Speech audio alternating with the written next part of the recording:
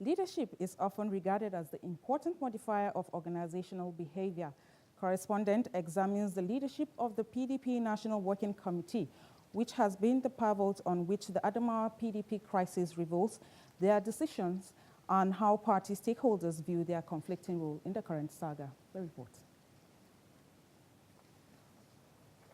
Within the People's Democratic Party in Adamawa State, where leaders fought while the citizens became spectators, there are so much unanswered questions pertaining the integrity of the National Working Committee of the ruling party in Nigeria, vis-a-vis the oath of office, oath of allegiance, and oath of secrecy they took before assuming office.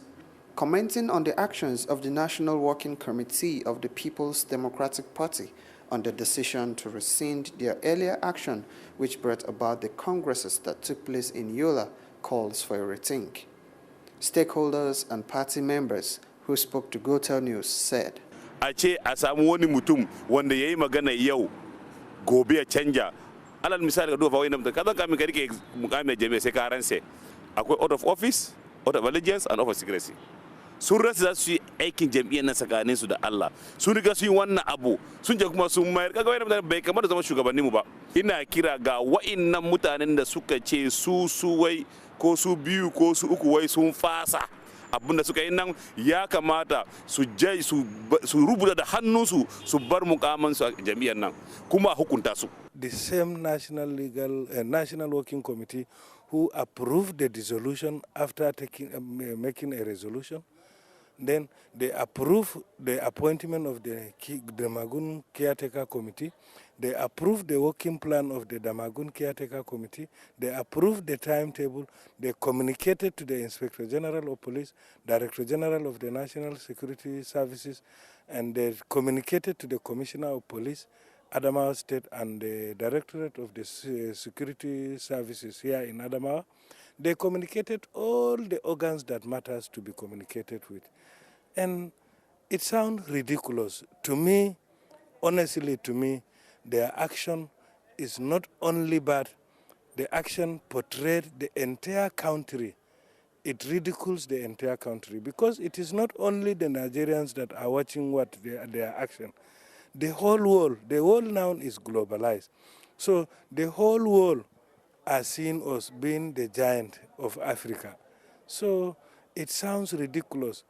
In fact, if I were them, honestly, I will honorably resign my position because there is no amount of persuasion or whatever inducement that can make me to partake on what they did.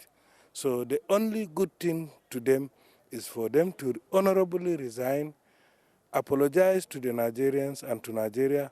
It is the working committee that brought the whole confusion. You are given an instruction to get things corrected. You are giving another breath, you are giving another instruction to abolish that instruction you have given. It doesn't make sense. I want to tell you that it's a disgrace. It's a complete disgrace. I want to tell you that they are not reasonable people. In the olden days, traditional rulers were saddled with the responsibilities of peaceful resolution of any crisis that must have emanated in the community or state before it gets out of hand, as their subjects give them total respect. The traditional rulers used to be heard very well in those days.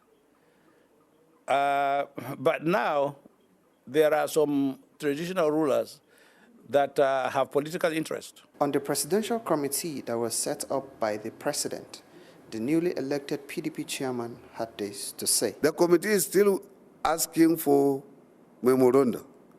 Up to today, I too is called to present my own memorandum, being a former chairman who also know the inside of how the crisis is started.